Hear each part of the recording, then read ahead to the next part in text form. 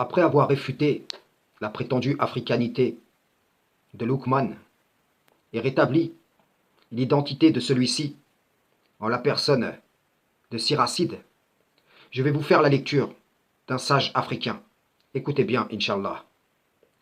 Sourate 40, Moïse lui dit: Je cherche auprès de mon Seigneur et le vôtre protection contre tout orgueilleux qui ne croit pas au jour des comptes. Et un homme croyant de la famille de Pharaon qui dissimulait sa foi dit: Tuez-vous un homme parce qu'il dit Mon Seigneur est Allah, alors qu'il est venu à vous avec les preuves évidentes de votre Seigneur? S'il est menteur, son mensonge sera à son détriment, tandis que s'il est véridique, alors une partie de ce dont il vous menace tombera sur vous. Certes, Allah ne guide pas celui qui est outrancier et imposteur, ô mon peuple, triomphant sur la terre. Vous avez la royauté aujourd'hui, mais qui nous secourra de la rigueur d'Allah si elle nous vient? Pharaon dit: Je ne vous indique que ce que je considère bon.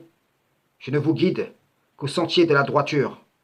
Et celui qui était croyant dit: Ô mon peuple, je crains pour vous un jour semblable à celui des coalisés, un sort semblable à celui du peuple de Noé, des Had, des Tamoud et de ceux qui vécurent après eux. Allah ne veut faire subir aucune injustice aux serviteurs.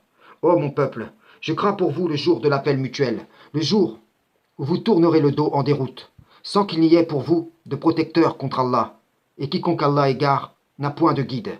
Certes, Joseph vous est venu auparavant, avec les preuves évidentes, mais vous n'avez jamais cessé d'avoir des doutes sur ce qu'il vous avait apporté.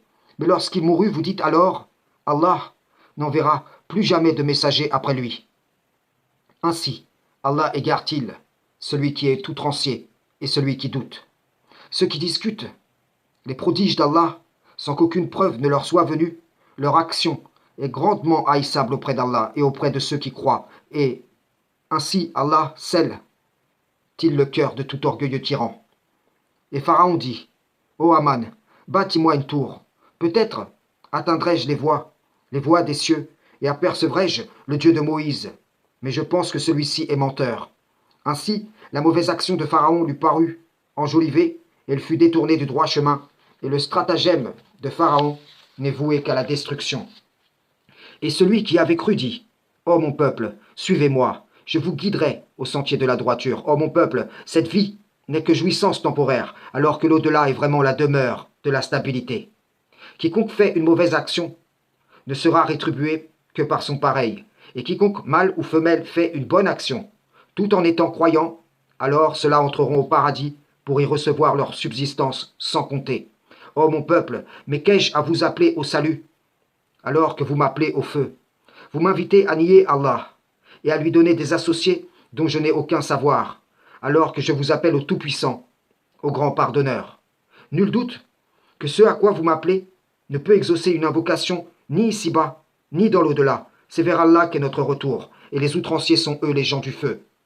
Bientôt, vous vous rappellerez ce que je vous dis, et je confie mon sort à Allah. Allah est certes clairvoyant sur les serviteurs. Allah, donc, le protégea des méfaits de leur ruse, alors que le pire châtiment cerna les gens de Pharaon, le feu auquel ils sont exposés matin et soir.